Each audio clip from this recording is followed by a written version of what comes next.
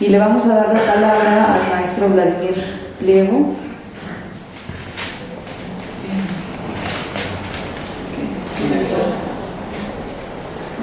Plataforma de conocimiento para la transformación.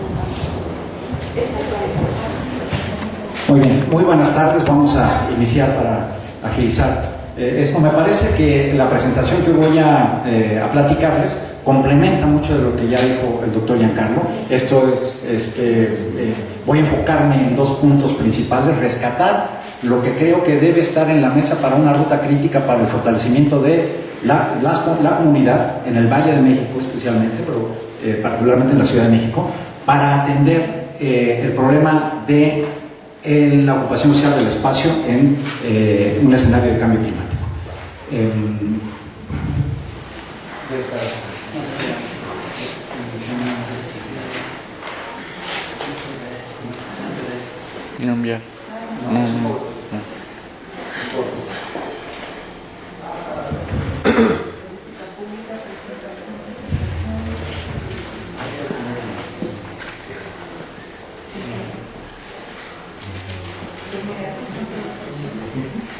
Por fecha, ¿no? Por fecha no se puede.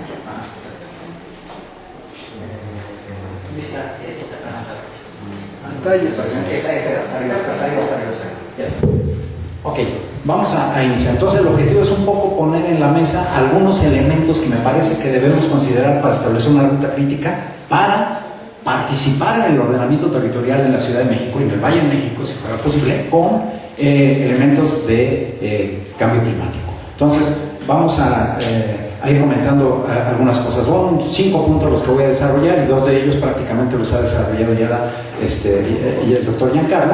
Entonces podemos ir avanzando en eso. Los 5 puntos que voy a desarrollar son los siguientes. Este cambio climático y territorio prácticamente me lo voy a saltar. Instrumentos para el cambio climático y el ordenamiento territorial que deberíamos conocer y tener en el radar para poder incidir en una intervención. Capacidades y estrategias que se pueden tener para transformar. Ya también algo se comentó aquí, pero voy a plantear un escenario nuevo, digamos, y la participación organizada y comunitaria que necesitamos fortalecer, hacia dónde tendríamos que ir, es una propuesta, o cómo pueden la comunidad organizarse para trabajar. Y luego finalmente una serie de retos. Esto me lo salto, es decir, el cambio climático es real y las actividades humanas son sus principales causantes. La definición es la de la Ley General de Cambio Climático. Los gases de efecto invernadero fundamentales que están generando el cambio climático son gases que han hecho posible la vida en el planeta, pero que desde la revolución industrial, que daba las fechas del doctor Giancarlo, han incrementado en la atmósfera, y eso incrementa la temperatura en promedio en nuestro planeta. El cambio climático, ¿qué relación tiene con el territorio? Pues toda, absolutamente, ¿no? Entonces, el territorio concebido como una región en donde confluyen dimensiones ambientales, económicas, sociales, institucionales, políticas y múltiples actores que actúan a través del tiempo. Pero una parte que quiero destacar es que en el territorio también es el espacio físico donde se producen los procesos naturales que dan posibilidad a toda la vida, que dan la posibilidad del sustento del ser humano, pero también las condiciones de vida de todo el planeta. Estos servicios ambientales los tenemos en la mente porque los vivimos y los necesitamos diariamente, pero no están involucrados ni en el pensamiento social, ni menos todavía suficientemente en las propuestas institucionales o en las propuestas que construyamos, que debemos construir desde la base para rescatar cada uno de ellos. Por ejemplo, estamos hablando de la producción de oxígeno, de agua, de alimentos, por supuesto, medicina, recreación, el paisaje, la captura de carbono, me referiré un poco a ello más adelante, la recarga de mantos freáticos, por supuesto, el mantenimiento del suelo. Toda la serie de sistemas ecológicos o los procesos ecológicos que producen los ecosistemas naturales se han ido perdiendo porque las ciudades han ido avanzando. Es decir, aunque la ciudad ocupa porcentualmente una mínima parte de la superficie del planeta, absorben, y ya se explicó también, una gran cantidad de energía y también han generado una destrucción extraordinaria para obtener los alimentos, para obtener la energía, para poder desarrollar su metabolismo extraordinario. Hablamos de CO2, pero de 4 o 5 otros gases principales de efecto invernadero que procesos industriales y de transporte fundamentalmente están generando. Hay una serie de elementos, de instrumentos que, igual que se comentó en la ponencia, en la mesa pasada, en la sesión anterior, tendríamos que estar rescatando y conociendo para poder empoderarnos en el tema del cambio climático. Algunos de estos pueden ser solamente formales, pero de nosotros depende que puedan también arrastrarse hacia construir una realidad en los puntos donde vivimos. Me refiero, en general, ya los señalan también, objetivos del desarrollo sustentable, Agenda 2030, Convenio Marco de Naciones Unidas y etcétera, los pueden leer ahí. En el marco nacional tenemos una Ley General del Equilibrio Ecológico y Protección al Ambiente, una Ley General de Cambio Climático, todo un sistema nacional de cambio climático y estrategia nacional y programa especial que en este momento la administración está revisando y actualizando. Son instrumentos que deberíamos conocer porque vienen una serie de obligaciones que a veces no sabemos que tenemos posibilidad de exigirle a alguien que se cumpla. Y hemos tenido experiencias que cuando la comunidad conoce y sabe y por ahí empuja, exactamente en el caso que se hablaba en la sesión anterior, por ahí puede lograr algunas cosas muy puntuales, muy específicas en sus territorios. En la parte local, destaco la Ley de Mitigación y Adaptación al Cambio Climático y Desarrollo Sustentable, la Ley Ambiental de Protección a la Tierra, el Programa General de Ordenamiento Ecológico, una estrategia local de acción al cambio climático y un programa de acción climática. ¿Por qué señalo esto? Ahorita estoy viendo los órdenes de gobierno nacional y local, y por supuesto toda la parte internacional, el escenario internacional que da todo esto. Todos estos instrumentos se orientan a conseguir dos objetivos fundamentalmente, digamos, ¿no? Hay un montón de posibilidades de acciones, cientos y miles de acciones, pero se buscan dos objetivos centrales: la mitigación y la adaptación del cambio climático. Es decir, el cambio climático es un hecho. En ese escenario, ¿qué tenemos que hacer y qué podemos hacer para enfrentarlo? Por un lado, aplicar políticas y acciones que se destinen a reducir las emisiones y a mejorar la captura de aquellos gases de efecto invernadero que los ecosistemas naturales pueden hacer. Los bosques requieren de carbono, los arrecifes requieren de carbono para su estructura, para su vida, etc. Entonces, atrapar ese carbono implica la posibilidad de mitigar. Si a la hora que destruimos un ecosistema y ponemos una ciudad, no solamente la ciudad emite gases de efecto invernadero, sino que se dejó de capturar también una parte de gases de efecto invernadero que hacían los ecosistemas naturales. Entonces, eso es algo que debemos tener muy en mente. Y además, cuando se destruye un ecosistema natural, ese carbono que está ahí también se va a la atmósfera. Y la otra parte fundamental es la adaptación. Es necesario hacer ajustes en sistemas naturales y humanos que permitan moderar el impacto negativo del cambio climático y eventualmente incluso aprovechar los potenciales beneficios. Pero esta parte resulta fundamental, sobre todo en una ciudad y en un valle de México donde hay una serie de desigualdades y de claroscuros severamente marcados, a los que me referiré más adelante. ¿Qué instrumentos tenemos en el país y en la Ciudad de México para atender esto? Bueno, hay una primera barrera, digamos, o un primer problema en general, porque hay un ordenamiento de tipo urbano y hay un ordenamiento de tipo ecológico. Hay instrumentos que dividen leyes que regulan la urbanización, asentamientos humanos, ¿sí? Y leyes que regulan la parte ecológica. Entonces, no necesariamente son integrales, se supone que tendrían que serlo, que tendrían que tener una migración, pero en la práctica pues son sectoriales, tienen sus propios objetivos, perspectivas distintas, generan una planeación que es dispersa y por supuesto no hay, ya decíamos, integralidad. Eso sucede a nivel de territorio. Una relativamente reciente Ley General de Asentamientos Humanos, Ordenamiento Territorial y Desarrollo Urbano, que en 2006, si mal no recuerdo, que habrá que ver cómo empieza a aplicarse, porque pretende, con las definiciones que plantean ahí, no se los voy a leer, pero busquen, ahí están los artículos, ¿no? Busca acercar, digamos, ¿no? Busca obligar a que efectivamente un ordenamiento de tipo urbano considere los planes y los ordenamientos ecológicos que también se están haciendo. Es un intento, pero es, digamos, en este momento discursivo. En la práctica, por supuesto, no hay nada de eso. Yo creo que queda muy claro. Algo relevante en esta ley, que también hay que ponerle radar y seguir, es que se plantea que es de interés metropolitano, y esto es relevante si lo seguimos aterrizando en reglamentos y en normas y en temas más operativos. Dice: la prevención, mitigación y resiliencia ante los riesgos y los efectos del cambio climático. Es decir, hay un reconocimiento explícito, claro, sobre esta parte. Está en una ley de ordenamiento urbano, que además trata de vincular con la parte del ordenamiento ecológico. No sé si ya los dije, pero en la parte del ordenamiento ecológico, los programas de ordenamiento ecológico del territorio derivan de la Ley General del Equilibrio Ecológico y Protección al Ambiente. En el plano local, el ordenamiento, bueno, la imagen que tienen ahí es de la zona metropolitana del Valle de México. 60 municipios y 16 alcaldías, que ya se imaginan, las conocen, vivimos acá. Hay una diversidad extraordinaria, socioeconómica, geográfica, climática, etc.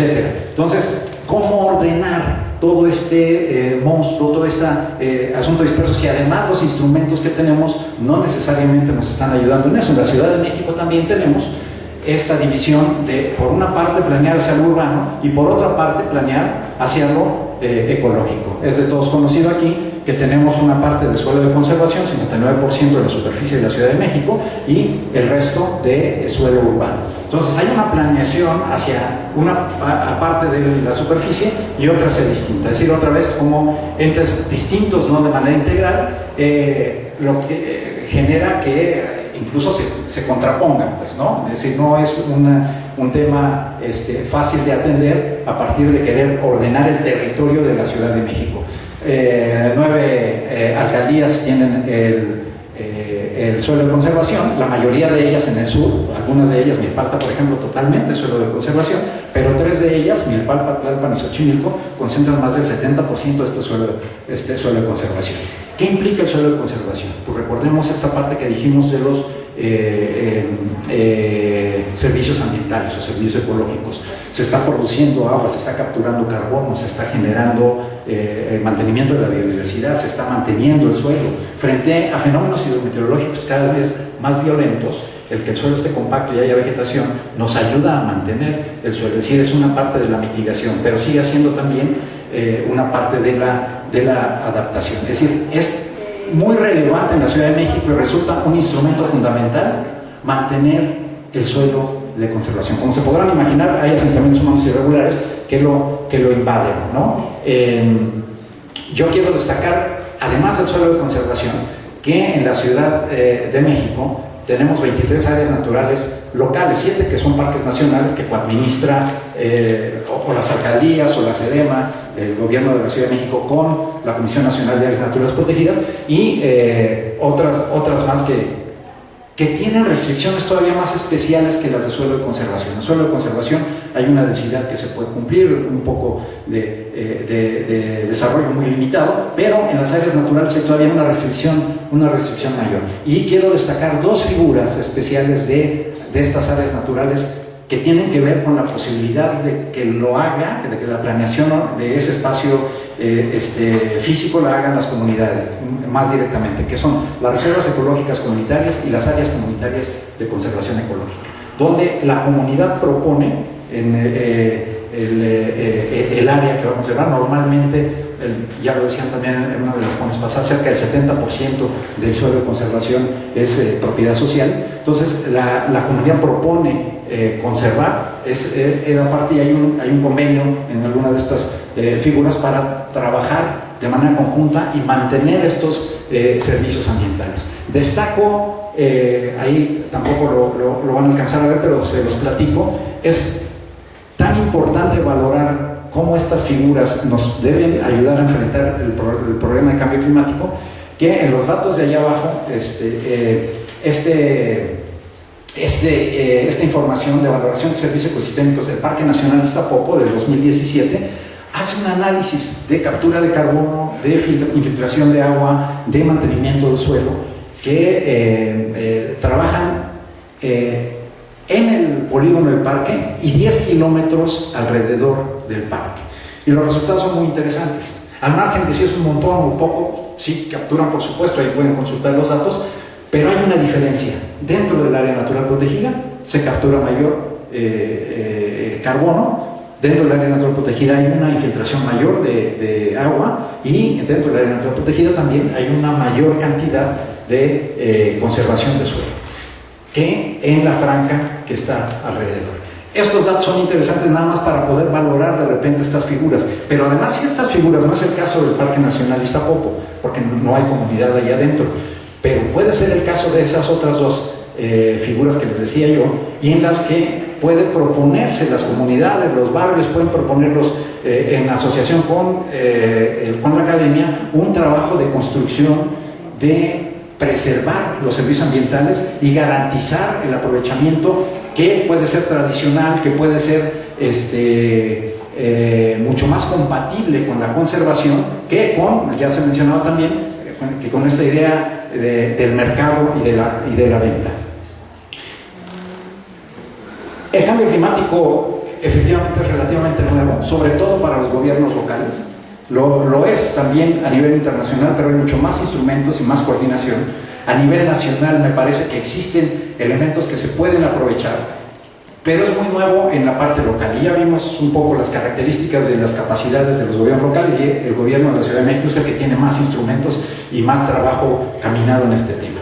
Sin embargo, quiero proponer cómo la capacidad institucional, siguiendo a Angélica Rosas en una propuesta que hace sobre la valoración justamente del cambio climático, la valoración de las instituciones en la Ciudad de México para atención del cambio climático, dicen, no solamente tiene que ver con cuánta gente atiende el problema, si tienen suficiente presupuesto, qué atribuciones, hasta dónde alcanzan, cómo están organizados, ¿no? Qué recursos tienen en general, que es algo fundamental, pero que es algo en lo que normalmente nos quedamos.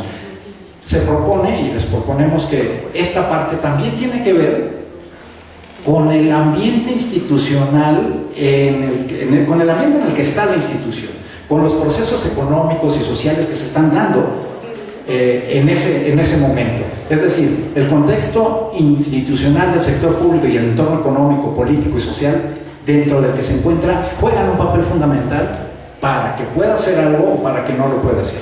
Sí, me explico esto un poco más. Una institución puede tener pocos recursos, pero la comunidad que está ahí empuja, hace, trabaja y organiza, y garantizamos que puede hacer alguna cosa más. Entonces, pero al revés también, puede tener muchos recursos, y yo he conocido cuando hay programas de repente que hay recursos, la comunidad dice no, y la comunidad dice no porque a lo mejor no le convence eso o tiene otro plan, pero puede decir no porque no sabe, porque no le interesa, porque es apática, porque no está metida en la participación. Entonces un poco mi propuesta va en el tema de cómo hacemos multiplicar gentes como ustedes, interesadas, participando, y que estén empoderadas con el conocimiento de los instrumentos que les pueden ser aliados y que pueden aplicar para obligar a una autoridad a hacer cosas.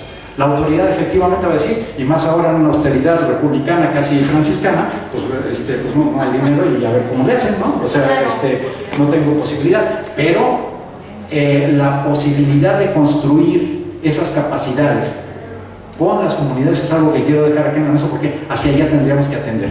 Y lo ligo, todo el tiempo, bueno, y lo ligo con este otro dato que me parece también muy interesante, y es una información que les recomiendo que busquen, es un buen referente.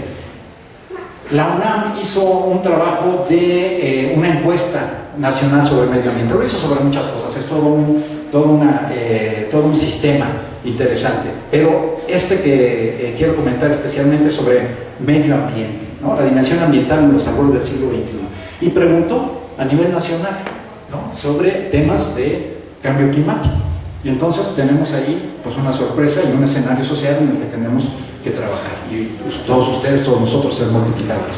Primero, el tema del cambio climático está muy lejos de las preocupaciones ambientales de la sociedad. Esa es una conclusión que tienen a partir de estas encuestas, que hay una gran confusión y diversidad en la percepción y un gran desconocimiento del fenómeno. Si esto sucede, tenemos problemas para proponer, para construir, para hacer cosas que puedan ser valiosas. Y los datos que nos da el ANAM son 51% no tuvo ni una idea correcta de lo que es el cambio climático, 49% tienen una idea del tema, pero no necesariamente está bien informada, 61% muestran pobre entendimiento de las causas, y luego vean este dato, y solo 18% relacionan el tema con actividades humanas. Es decir, es algo ajeno, es algo natural, a lo mejor, etc., pero no se relaciona con causas humanas, y eso es muy grave, porque de ahí parte, o sea, esta ocupación social del espacio tiene consecuencias específicas en cómo se hace para poder hacer una intervención que nos lleve hacia otra orientación. Este otro dato también es muy preocupante. El 78% consideran que los efectos del cambio climático nos afectarán a todos por igual, sin importar condición socioeconómica, lugar, vivienda, etc. Lo cual, por supuesto, es erróneo. Y hablamos incluso de una construcción de vulnerabilidad que es lo que hacemos a la hora, en la forma como ocupamos el espacio, a la hora que estamos ordenando el territorio, o a la hora que crece de manera desordenada el territorio. ¿Quién valoriza esos lugares y esas zonas? El capital, las inmobiliarias, etc. ¿no? Entonces, en una zona metropolitana del Valle de México con tanta diferencia socioeconómica, los que son más vulnerables, bueno, pues ya no se los tengo que decir, ¿no? Y en dónde están y qué les pasa, etcétera. Y ya mostraron ahí algunos temas de barrancas o de sitios especiales. Es decir, si no percibimos que eso lo estamos construyendo nosotros, de hecho la idea actual ya no es un fenómeno natural y nos pegó, hemos construido una vulnerabilidad socialmente, ¿sí? Y eso tiene que quedarnos muy claro. 78% por lo pronto no sabemos que el cambio climático es algo que hace diferencias a la hora de impactar a los seres humanos. En contraste, la misma encuesta, y esto es algo valioso también de destacar, habla de que el 62% de los encuestados saben lo que implica la planeación del territorio y los beneficios potenciales que esto puede llevar. Esto es muy importante y esta es una ventaja que debemos ocupar para empujar un ordenamiento participativo, comunitario, vinculante, ¿no? Ya platicaré un poco de esto más adelante. Entonces, hay un escenario hacia el cambio climático en el que hay que trabajar muchísimo, en las comunidades, con todos nosotros, y hay un escenario que podemos aprovechar, seguir trabajando para empujar esta idea de que el ordenamiento es fundamental para las cosas que trabajamos. Este es la distribución espacial de asentamientos humanos irregulares, puntos rojos ahí en el suelo de conservación, en relación con el proyecto general de ordenamiento ecológico y zonas de valor ambiental en el Distrito Federal. Se calcula 867 asentamientos humanos irregulares, ¿no? Entonces, pues ahí está, se va comiendo, va perdiéndose en la capacidad de servicios ambientales que tenemos en el espacio, va aumentando. Fotografías recientes en Xochimilco, a lo mejor ubican la zona, ¿no? Incendios, y se busca cambio de uso del suelo, ¿no? Se busca construir, ahí hay una casa, pero por supuesto siempre las comunidades están, es una parte interesante de la comunidad. ¿Cómo fortalecemos la capacidad de la comunidad para que la mayoría estemos del lado de proteger, sí, de garantizar alimento, comida, vivienda, por supuesto, pero protegiendo el suelo de conservación? Ahí está un asentamiento irregular y luego una barda que puso la comunidad, ¿no? Que está en contra y que hizo varias denuncias sobre ese asentamiento, que por cierto no se han atendido, ¿no? Para frenar eso, que son gente que ellos conocen y que llegan por ahí, queda decir, el problema no es sencillo, es un problema complejo, pero hay que incidir con esas comunidades, hay que incidir con esos grupos, familias, personas, para poder ir cambiando su orientación. Hay instrumentos importantes, ya también había puesto el doctor Giancarlo algunos elementos, pero hay un atlas de riesgo, hay uno a nivel nacional, pero rescato el de la Ciudad de México, y atlas de riesgo tiene una serie de posibilidades, les puede dar precipitación, inundaciones, tormentas, granizo, temperaturas máximas, nevadas, susceptibilidad de laderas, incluso tema de sismo. Por ejemplo, bueno, aquí ya no apareció, no sé por qué, pero ahí aparecían dos, como los que anotó el doctor, en el sentido de, si ustedes analizan en las capas que tiene ahí, esto lo pueden encontrar en datos abiertos, yo me metí a la página de PAOT, pero en datos abiertos lo pueden buscar y pueden ubicar su colonia, sus lugares, etcétera, y pueden ver en rojo intenso un alto riesgo de inundación, en rojo medio solamente un riesgo, y etcétera, etcétera. Viene calificado de manera distinta y lo pueden ubicar, y entonces uno tiene la posibilidad de saber qué tan vulnerable está y puede empezar a tomar medidas también. Es decir, no necesitamos otra cosa más que podemos meter a investigar. Luego, recupero algunos elementos que me parecen relevantes que necesitamos empujar desde las comunidades sobre las estrategias del programa de gobierno 1924 en la Ciudad de México, que tienen que ver con ordenamiento del desarrollo urbano. La primera de ellas, que es para suelo urbano, ¿no? Más de 202 obras que exceden el número de niveles, ¿no? Se van a atender desarrollos inmobiliarios en procesos que están fuera de norma. Pues bueno, pues seguramente eso tendría que ser una obligación desde antes, es decir, pero qué bueno que está planteado como prioridad.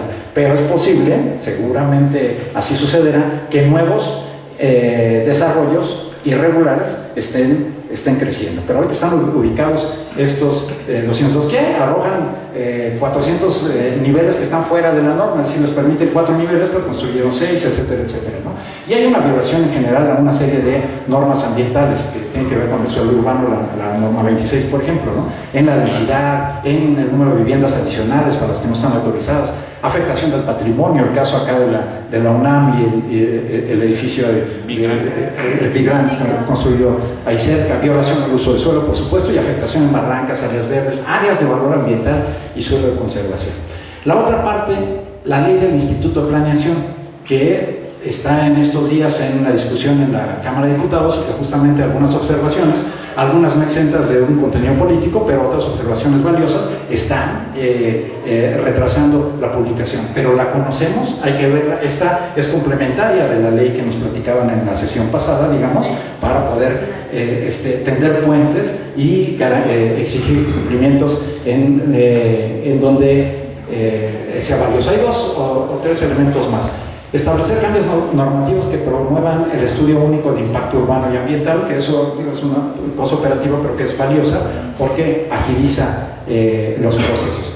Garantizar que el pago asociado a la mitigación de desarrollos inmobiliarios sea aplicado a la infraestructura urbana, promoción de áreas verdes, etc. Es decir, en estos un esquema que ya no vimos ahí de las temperaturas, por ejemplo, del riesgo que hay por las temperaturas, es un ejemplo clarísimo, la Ciudad de México y el área general metropolitana de una isla de calor donde la temperatura sube más que en otros espacios. Entonces, el rescate de áreas verdes, el rescate de zonas que puedan mitigar eso es fundamental.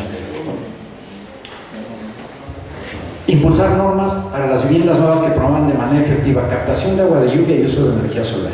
Es decir, no esperemos a suceder lo que pasó en Bolivia, ¿no? Hace muchos años, donde las empresas llegaban a plantear, ¿no?, la privatización de la propia agua de lluvia, de donde sale todo el movimiento de Evo Morales hace muchos años, y finalmente se empoderan y logran una serie de avances interesantísimos sociales y económicos. Tenemos la posibilidad de empezar a trabajarlo, hay que hacerlo y hay que construirlo, requiere capacidades, sí requiere capacidades, pero requiere orientación y se puede hacer. Hay instrumentación de una consulta pública vinculatoria con mecanismos de difusión y discusión para los vecinos para la autorización de manifestaciones de construcciones de alto impacto. Esto no es propuesta nuestra, esto es algo que está en el programa del gobierno de la Ciudad de México, una consulta vinculatoria para proyectos de alto impacto.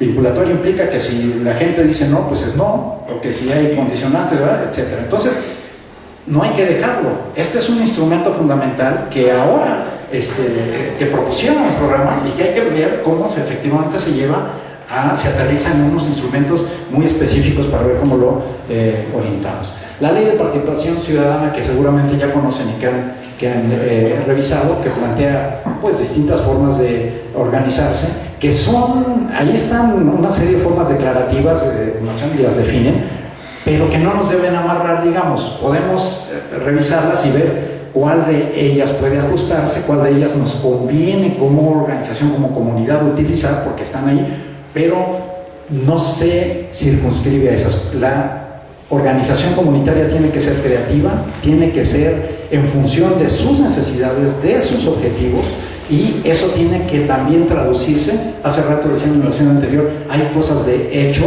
pero hay cosas de hecho que tendríamos que empujar que se lleven a derecho también, y ese es un proceso no fácil, pero interesante, que debemos empujar. Me salto esta definición de la parte comunitaria y no alcanzan a ver el cuadro de la derecha, pero en los órganos que constituyen a estas comisiones se empieza a trabajar también de manera transversal el tema de género, por ejemplo, ¿no? Y entonces en alguno de ellos, que tampoco yo alcanzo a ver ahí, pero dice si son 9, 4 y 4 son de un género, los otros 5 tienen que ser del otro género, ¿sí? Por ejemplo, es decir, ese tipo de cosas a la hora que estamos construyendo un ordenamiento ecológico del territorio o una comisión que va a atender determinados problemas, también debe estar en el radar de nosotros para seguir fortaleciéndonos. 2 o 3 elementos de la participación, de cómo proponemos que deba ser, digamos, esta participación. Una participación social para el cumplimiento de la normatividad ambiental y el ordenamiento territorial. Es decir, hay cosas que existen ahí que no se cumplen y que a veces las vemos, pero no sabemos cómo atender. Aquí las preguntas también de la sesión anterior eran, bueno, ¿y qué puedo hacer yo? ¿Y dónde dice? ¿O qué pasa? ¿Qué hago? ¿No? Entonces, en esa parte tenemos que fortalecernos mucho. Hay necesaria una organización, una participación para la coadyuvancia. ¿Qué es esto de la coadyuvancia? Por la posibilidad de que si hay un procedimiento administrativo que ya inició alguien, puede ser disparado a partir de una denuncia que atendió PAOT, o puede ser de la propia Dirección de Inspección y Vigilancia que está verificando y que identificó algo, pero puede ser una denuncia que hicimos nosotros, y entonces en ese procedimiento tendríamos la posibilidad de ser coadyuvantes, es decir, estar dándole seguimiento y ver cómo va el asunto, para que no de repente las cosas están resueltas, pero no están resueltas, ¿no? Les digamos, administrativamente ya se atendió, se vio, no pasa nada, no, pero de todos modos sigue robándose el agua, alterando los usos de suelo, etc. Entonces, esta parte es algo que tenemos que considerar cada vez más para estar metidos en la construcción del deber ser en este suelo. Participación comunitaria, ya dije, diversa, creativa, con conocimiento y sustento ambiental. Aquí un poco me refiero a esta encuesta. Si no tenemos elementos sólidos para proponer algo, no vamos a hacer un bien. Es decir, tenemos que tener claridad de qué conviene para la comunidad, para el territorio, porque si no, podemos hacer propuestas que no vayan en el sentido de estar orientadas a enfrentar el cambio climático, ¿no? Diagnóstico, investigación de acción participativa, es decir,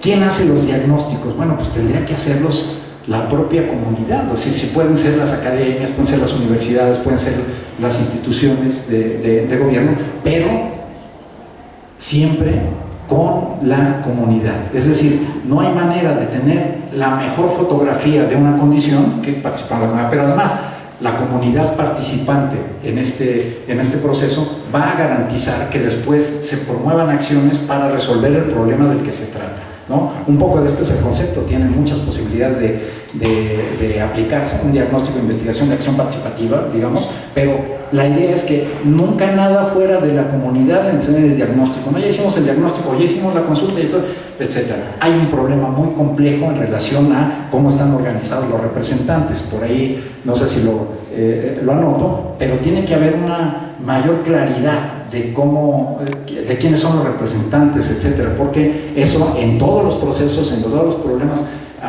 ambientales brinca, ¿no? Es decir, yo soy representante y luego otro que igual tiene y además hasta es el tío, dice yo también soy representante, yo estoy a favor, yo estoy en contra, y son cosas que vivimos cotidianamente. ¿Cómo construimos una legitimidad? Yo digo que a partir de conocer una serie de instrumentos y esquemas nos va permitiendo fortalecer esa legitimidad. Ya no va a ser lo mismo alguien que tenga una ocurrencia o que evidentemente esté haciendo una propuesta que va a beneficiar a un desarrollador inmobiliario, alguien que claramente pueda sustentar cómo el uso de un espacio específico puede beneficiar a la comunidad. Entonces, crear un tejido social mediante redes, alianzas sobre el ordenamiento territorial participativo en el escenario de Ciudad de México. identificar iniciativas existentes que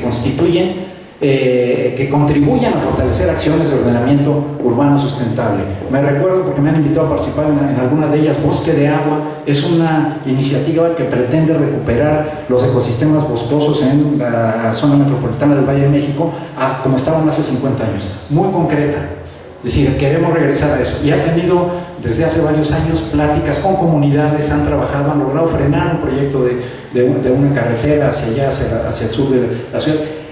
Y esos proyectos hay que mantenerlos vivos, pero hay un montón de proyectos. ¿Cómo logramos tejer y potenciarnos entre nosotros? Eso es una tarea inmediata. Estructurar desde las comunidades y barrios propuestas de ordenamiento territorial sustentables con evidentes beneficios para la comunidad. Y eso se hace conociendo, fortaleciendo el tema del cambio climático. Prácticamente termino. El tema del cambio climático, pero cualquier otro que queramos resolver, pasa por atender los problemas de pobreza. Es decir, ese es fundamental tenerlo muy claro. Reducir impactos del mercado y fortalecer lo público en el ámbito de ordenamiento territorial nos da la posibilidad de generar menores condiciones de vulnerabilidad para las comunidades. Se trata pues no nada más de un tema de supervivencia o de un tema, ¿no? Se trata de un tema de justicia social que no puede estar exento de tener un enfoque de derechos humanos. Proteger e incrementar cosas muy puntuales y específicas para rescatar ya y concluir. Proteger e incrementar la extensión de las zonas boscosas. Esta parte de suelo de conservación, pero áreas naturales protegidas en la zona metropolitana del Valle de México me parece especialmente crucial poder atender. En el suelo ahí podrán ver varias áreas, ya no voy a repetir. Contener aquella urbanización que se desplaza hacia las zonas rurales por la presencia de asentamientos humanos irregulares y por supuesto el desarrollo inmobiliario ávido de capital. Fortalecer este concepto, ya lo decía yo, de servicios ambientales en la política pública. Está muy en la academia, también está mucho en los sectores ambientales, pero no ha permeado transversalmente lo suficiente como para mantenerlo. El ejemplo de la ley de asentamientos humanos, ordenamiento territorial y desarrollo urbano que les digo, trata de incorporar algunas cosas, ¿no? Pero apenas tibiamente. Usos de suelo que permiten una vida de barrio, eso se puede hacer efectivamente en comunidades, algunas cosas muy concretas. Comprometer a los desarrollos inmobiliarios e invertir en infraestructura urbana que se requiere en la zona de construcciones, y eso lo puede hacer una comunidad organizada planteando efectivamente, sustentándolo y sustentándolo no solamente técnica, sino incluso legalmente, y avanzar hacia instrumentar una consulta vinculatoria. En el caso de los pueblos indígenas eso existe. Y finalmente, entonces me salto esta para ya no, pero dos últimas. Construir una ciudadanía informada y sensible. Esfuerzos comunitarios tienen que ser multicultural y multidisciplinario. Socializar la información sobre causas y consecuencias del cambio climático. Todo eso son condiciones necesarias para desarrollar estrategias y acciones comunitarias exitosas, reducir vulnerabilidad, fortalecer la mitigación, adaptación y resiliencia al cambio climático.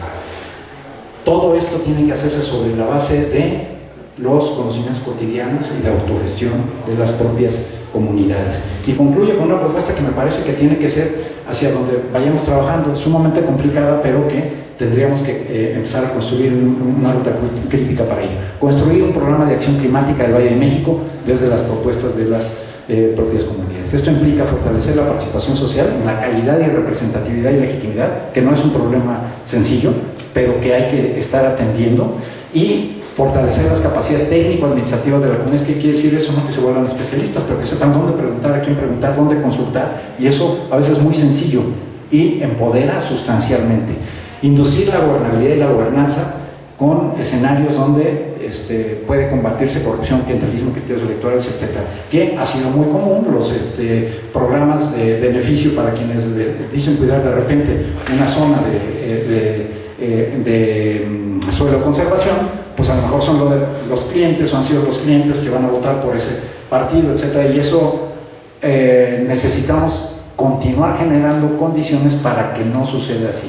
Es decir, a lo mejor no está mal la idea de que llegue directamente los recursos y no a través de intermediarios, pero eso lo definen las organizaciones y las comunidades en ese sentido. Yo creo que hay posibilidades de construir, frente a un escenario muy complicado, tenemos posibilidades de construir una ruta que nos dé una luz al final del túnel.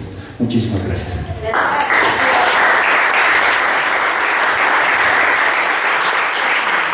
Muchas gracias al maestro Vladimir Pliego por plantearnos la necesidad de conocer los instrumentos que tenemos, ¿no? Que pueden ser también una herramienta, ¿no?, para construir otro tipo de ciudad y de alguna manera mitigar algunas de las consecuencias del cambio climático, y sobre todo la última propuesta que él hace, ¿no?, de cómo construir un programa de acción climática para el Valle de México.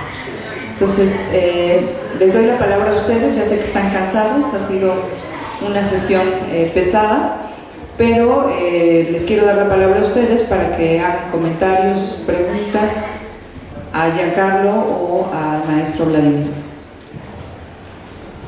¿Nadie?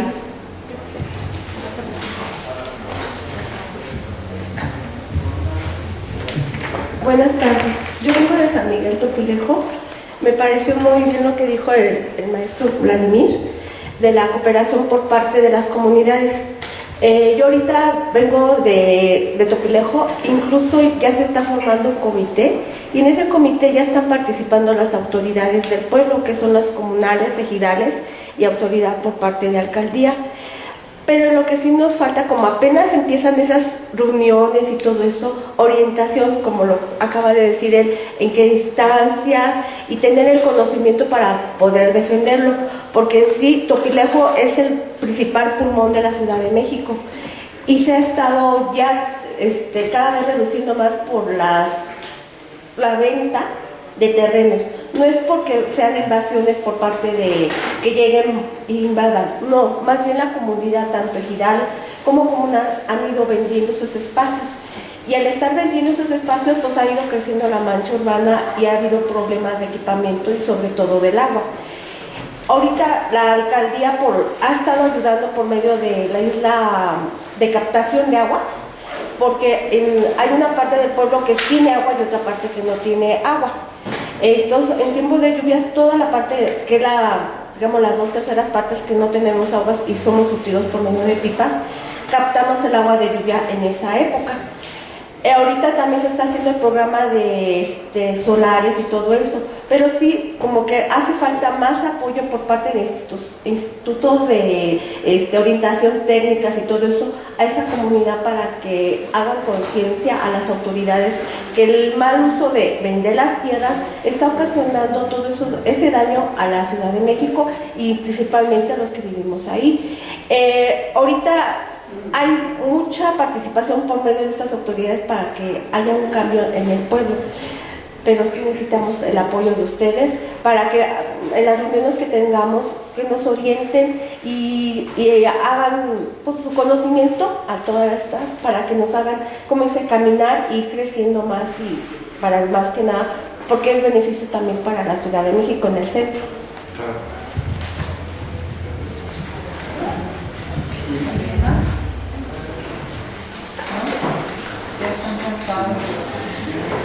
De la sesión, nada.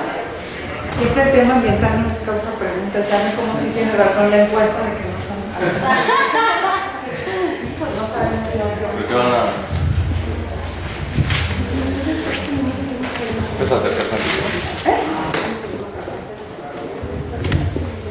Sí, pues en el caso de Xochimilco, que es donde propiamente han estado las cuencas acuíferas, también tenemos por ahí pues unas áreas, sobre todo en la parte cerril, y bueno, no nada más es en la parte oriente, sino también en la parte poniente, donde contamos con varios cerros, y ahí pues es propiamente una zona de filtración, pero también efectivamente se requiere como pues no sabemos si algo que también legisle, y también queremos urbanistas, porque finalmente en esas zonas se han construido pues ya muchas unidades habitacionales, unidades habitacionales que de alguna manera consideramos que no han medido el impacto dentro de la propia alcaldía. ¿Por qué? Porque no se ha considerado, por ejemplo, el recurso del agua, y que ahorita es una de las situaciones que está faltando. La otra, el que efectivamente como que no se ha tenido visión por parte de la instancia correspondiente para que haya esa captación de agua pluvial. Ahorita, bueno, ya se empezaron a hacer la cosecha de agua, pero no nada más sería la cosecha del agua en las casas, sino tendríamos también como que recargar el agua hacia los mantos freáticos, que es otra de las partes que ya estamos viendo que es insuficiente. Y por otro lado, nos faltan las reforestaciones en todas estas zonas, y sobre todo lo que usted acaba de decir en la última parte, donde dice inducir la gobernabilidad y la gobernanza, combatiendo corrupción, clientelismo y criterios electorales. Hemos visto que de alguna manera las autoridades delegacionales y alcaldías han permitido mucho ese crecimiento hacia la mancha urbana, la mancha urbana ha crecido mucho hacia ciertos lugares de conservación. Y eso, ¿por qué lo han permitido?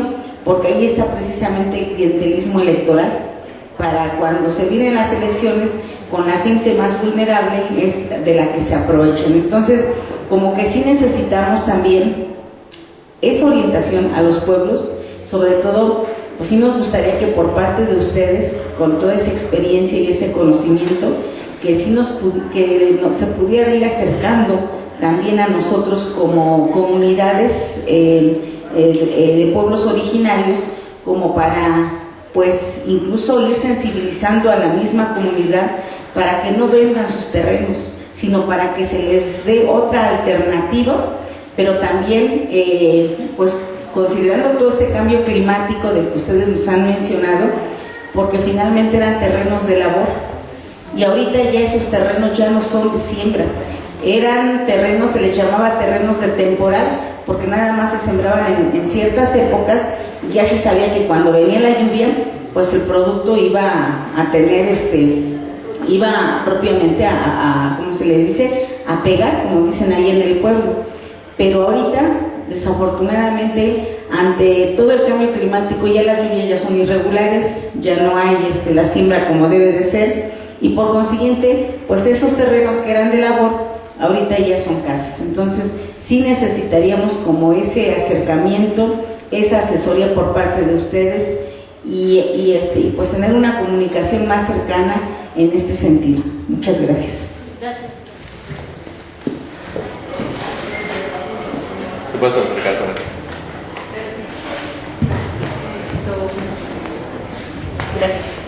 Gracias a todos.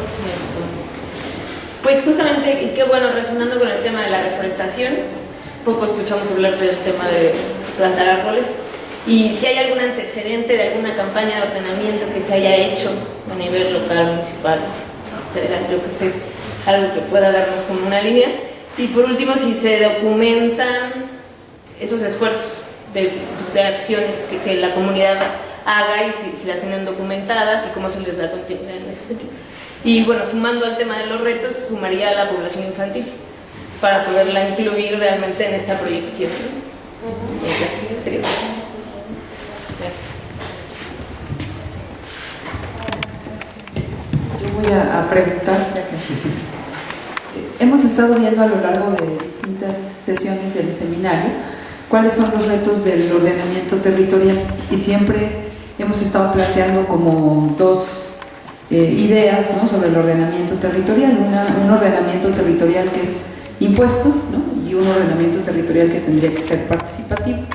En lo que nos presentaba Giancarlo, nos decía, bueno, el ordenamiento territorial pues se va dando en torno al fenómeno del urbano, ¿no? Hay una primacía por lo urbano, y entonces el ordenamiento territorial no pasa por otra serie de temas que ya nos decía también la compañera de Suma Urbana en la sesión pasada, no pasa por otros temas que tienen que ver también con el ordenamiento del territorio, como el tema ambiental, el tema de educación, el tema de salud, sino se pone en primer lugar el tema urbano, y ya vimos con las gráficas que nos presentaba Giancarlo Delgado, pues que está fundamentalmente el tema de la construcción de ciudades ligada a la producción del capital, ¿no? Y que es básicamente la materialización del capitalismo. Incluso hemos visto que a pesar de esta idea de ciudades compactas, ciudades redensificadas, esto no ha quitado una problemática de la Ciudad de México, que es la vivienda o la dispersión, sino por el contrario, ¿no? Lo ha aumentado, porque las viviendas en la Ciudad de México son carísimas, ¿no? Entonces ha habido un